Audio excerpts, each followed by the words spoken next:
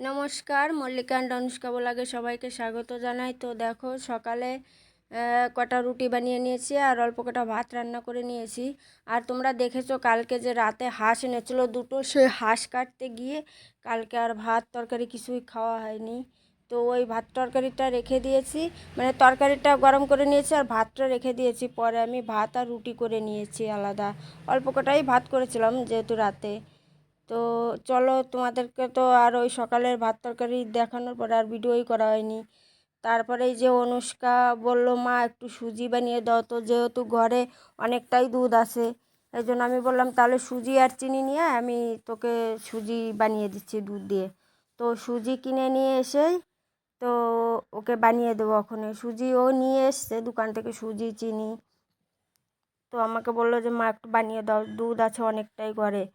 আর হাঁসের মাংস রান্না করা হয়েছে, মানে হবে বিকালে, এখনে না, সরি।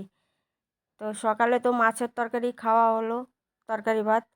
আর এই দেখো, ওকে এখনো সুজি করে দিচ্ছি। ও তো মাছের তরকারি খায় না, মাছও খায় না, পোলট্রির মাংসও খায় না। ও খালি হাঁসের মাংসটাই ওর পছন্দ হয় বেশি।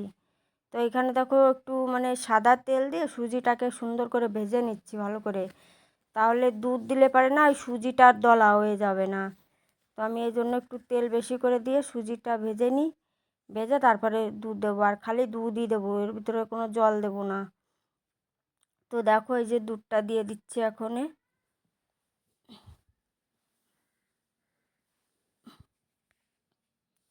আর অনেকটাই দুধ, 1 লিটার দুধের বেশি হবে, কম হবে না।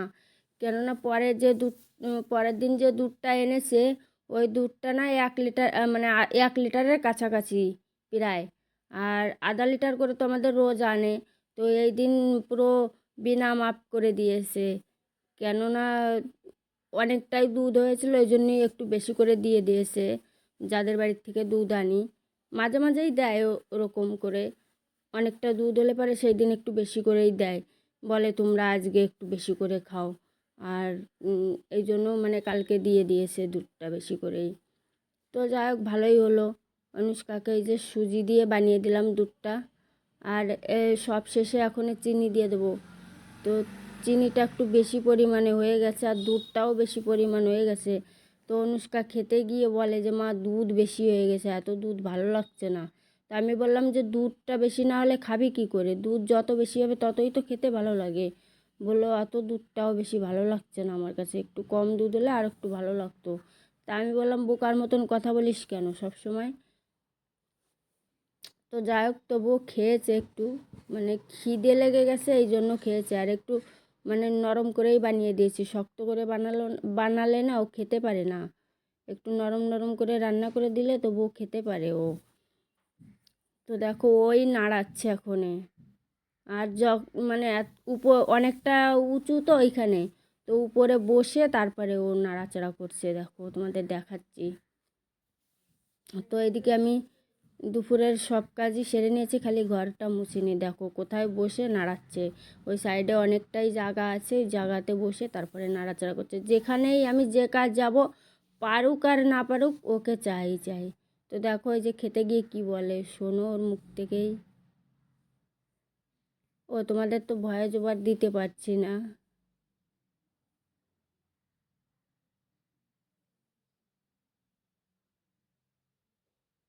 দেখো বলল দুধ বেশি হয়ে গেছে খেতে গিয়ে। আর তারপরে বলে যে মা চিনিও বেশি হয়ে গেছে, মিষ্টি কম খায়, মিষ্টি জিনিসটাই কম পছন্দ করে, ওর বাবার মতন। ওর বাবা তো মিষ্টি জিনিস খায় না, ও তবুও একটু খায় কিন্তু পছন্দ কম করে, মানে অনেকটা জোর জবস্তির পরে খায়। আর আমার মিষ্টি পছন্দ হয়। তো দেখো বন্ধুরা, তারপরে খাওয়া দাওয়ার পরে তোমাদের সঙ্গে কোনো কথা হয়নি। এখন স্নান টেনান করে একদম বিকালবেলা 4টের দিকে। তো এই যে অনুষ্কা আমি দুজনেই স্নান করে নিয়েছি, আর ও ওখানে আম পাঁপড় খাচ্ছে। আর এইদিকে জলও এসে গেছে, 4টের সময় জল আসে। তো আমি আগে জলটা ভরে নিই। তোমরা তো জানোই এখানে সবথেকে, মহারাষ্ট্রে যদি কিছুর অভাব থাকে তো সবথেকে বড় অভাব হচ্ছে জলের। জল যদি টাইম মতন ধরে না রাখা যায় না, তাহলে তো স্নান করার কোনো কথাই উঠবে না। কত এরকম মাঝে মাঝে স্নান না হয়ে থাকে। আমাদের জল আছে, বড় ড্রামও আছে, কিন্তু বড় ড্রাম থাকলে কি হবে।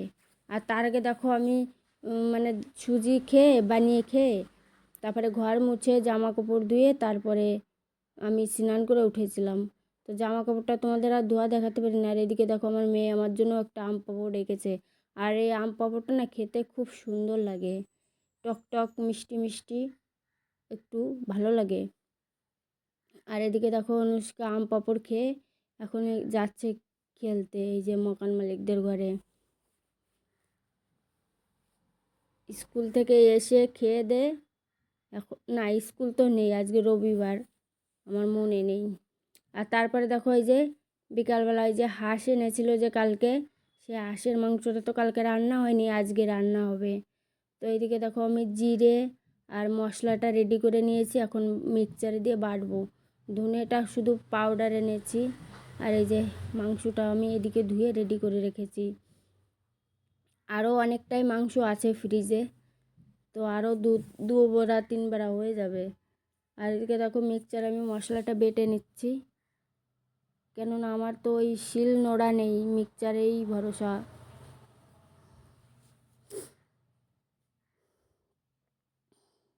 আর আজকে আমার ভিডিওটা জানি না কেমন ক্যামেরা করা হয়েছে।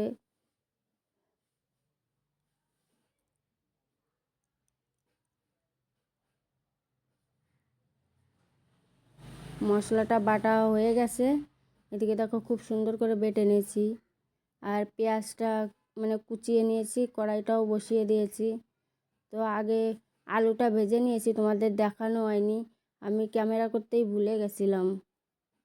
তো আলুটা ভেজে নিয়ে এখন এই যে মাংস রান্নার জন্য সব ফোড়নে জিরে দেব, শুকনো লঙ্কা, দেখো শুকনো লঙ্কাও দিয়ে দিয়েছি, তেজপাতাও দিয়ে দিয়েছি, আর গোটা মশলা দিয়ে দেবো কিছুটা।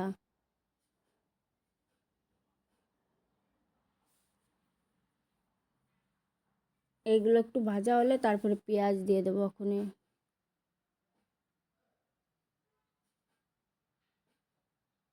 আর পেঁয়াজটা একটু খুব সুন্দর লাল লাল করে ভেজে তারপরে মাংস দেব। হাঁসের মাংসতে আমি অনেক সময় পেঁয়াজ রসুনও খাই না, কিন্তু আজকে ওর বাবা বলছে একটু পেঁয়াজ রসুন দিয়ে রান্না করতে। পেঁয়াজ রসুন দিয়ে দিলে আমি অতটা ভালো পারি না রান্না করতে, কিন্তু আজকে একটু অনেকটাই লঙ্কা দিয়েছি, শুকনো লঙ্কা কাঁচা লঙ্কা দিয়েছি যাতে ভালো লাগে রান্না করলে। তো দেখো পেঁয়াজটা লাল লাল করে ভেজে তারপরে মাংসটা দিয়ে তারপরে মশলাটা দিলাম, যাতে মাংসের সঙ্গে মশলাটাও কষানো হয়ে যায়। তো লবণ হলুদ সব কিছুই দিয়ে দিলাম একবারে, দিয়ে ভালো করে মিশিয়ে এবার ঢেকে ঢেকে আস্তে আস্তে জাল দেব। আর মাংসটা খুব সুন্দর কষানো হয়ে যাবে। তাহলে মাংসটা যদি ম্যারিনেট করে রাখতাম তাহলে আর একটু ভালো হতো, কিন্তু ওই যে আমার একটাই দোষ, আমি লঙ্কায় হাত দিতে পারি না, হাত দিলে তো আমার একদম জ্বালা পোড়া উঠে যাবে। তো ওই যে আলুটা ভেজে রেখেছিলাম আগেই, তোমাদের বললাম যে দেখাতে পারিনি। তো এখন এই যে আলুটা ভেজে রাখা আলুটা, মাংসটা অনেকটাই কষানো হয়ে গেছে, তো আলুটা দিয়ে এই যে আর একটু কষিয়ে এখন এই জল দিয়ে দেবো মাংসতে। আর ওই সাইডে আমি গরম জল বসিয়ে রেখেছি।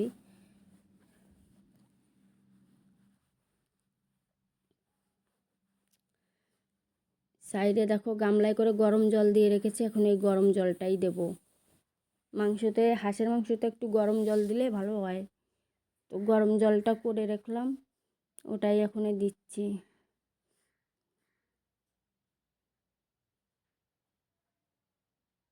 আর অল্প পরিমাণে জল দিয়েছি, আর জাল হলে পরে ঝোল তো কমে যাবে, আর মাংসটা একটু সিদ্ধও হবে। আলু তো সিদ্ধ হয়েই গেছে। তো চলো এই যে রান্না হয়ে গেছে মাংসটা, আর এখন রুটি বানিয়ে নেবো। আজকে আর ভাত করব না, খালি রুটি করে নেব। মাংসটাই যে তোমাদের একটু দেখিয়ে দিলাম, কেমন হয়েছে অবশ্যই কমেন্ট করে জানাবেন। আমি অতটা ভালো রান্নাও করতে পারি না, কিন্তু তারপরেও যতটুকু পারি ততটুকু তোমাদের সঙ্গেই শেয়ার করি। আমি তো আর বড় রাঁধুনি না, বা আমি অন্য কিছুও না, আমি এই যা পারি তাই রান্না করি। তো দেখো এখন এই যে রান্নাও হয়ে গেছে, ওর বাবাও খেয়ে নিয়েছে, এখন অনুষ্কার আমি খেতে বসলাম। তো ভিডিওটা আজকে কেমন হয়েছে অবশ্যই কমেন্ট করে জানাবেন। ভালো লাগলে লাইক শেয়ার সাবস্ক্রাইব করে দেবেন আর আমার একটু পাশে থাকবেন। আর যে যেখানেই থাকবেন সবাই ভালো থাকবে, সুস্থ থাকবেন। তো দেখো এই যে অনুষ্কাকে খেতে দিচ্ছি, এখনই ওই প্রথমে খাবে। আর ওর তো হাঁসের মাংস একদম প্রিয়, না খাসি খাবে না মাছ, তো দেখতেই পারে না দু চোখে। মাছ যদি আমরাও খাই তো ও বমি করে মরে যায়। আর পোলট্রির মাংস এখন আর অতটা খায় না, আগে কিছুটা খেত, কিন্তু যবে থেকে হাঁস খাওয়া শিখেছে তবে থেকে মানে ওই মুরগিটাও ছেড়ে দিয়েছে, পোলট্রির মুরগিটাও। এখন শুধু ওর দেশি মুরগি আর এই হাঁসটা সবথেকে ওর বড় প্রিয়। তো এখানে হাঁস তো সচরাচর অত পাওয়াও যায় না, আর যখনই পাওয়া যায় তখনই সাথে সাথে আনা হয়, কেননা অত পাওয়াও যায় না। আগে যাও কিছুটা পাওয়া যেত, কিন্তু এখনও তো পাওয়াই যায় না, আমরাই খেয়ে ফেলেছি এসে। আমরা 2-3 বছর এসেছি এখানে, 2-3 বছরে হাঁস যতটা ছিল মনে হয় একদম খাওয়া হয়ে গেছে। তো বন্ধুরা চলো আজকের মতন ভিডিওটা এখানেই শেষ করছি। সবাই ভালো থেকো, সুস্থ থেকো, সাবধানে থেকো। আর আমার ভিডিও যদি ভালো লাগে তোমরা লাইক শেয়ার সাবস্ক্রাইব করে দিও আর পাশে থেকো। তোমাদের সাপোর্টেই একটু আমার ভালো হবে। মেয়েটাকে নিয়ে আমি তাহলে বাঁচতে পারবো।